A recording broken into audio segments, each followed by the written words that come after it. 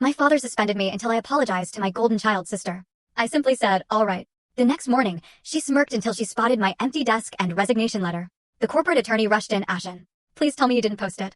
And what happened next shattered everything they had built.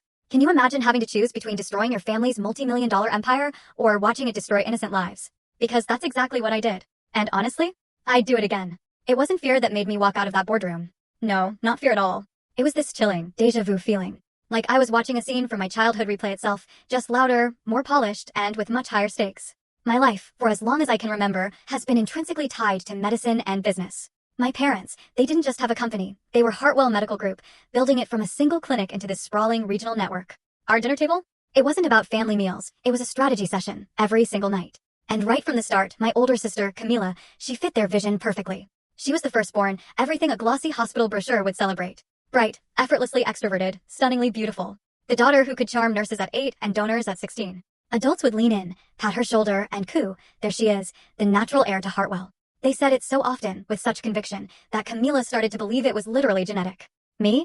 I was the quiet one. The girl who spent recess lost in library books. Who found numbers far more interesting than applause. I didn't cry easily, and I certainly didn't make scenes. My father, he described me as reliable, in the same way you might talk about a filing cabinet or a lab freezer. Useful, structured, completely forgettable until you needed something. Anytime the family hit a snag, a tricky math problem, complicated tax forms, insurance paperwork, anything too technical or just plain tedious, it landed squarely on my lap.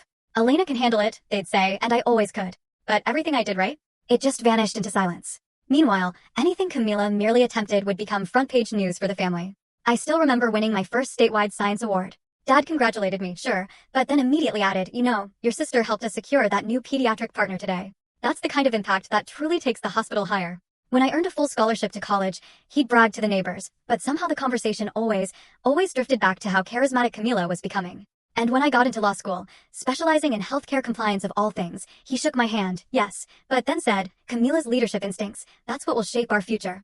Every single one of my achievements seemed to exist only to frame hers, like a backdrop for her spotlight.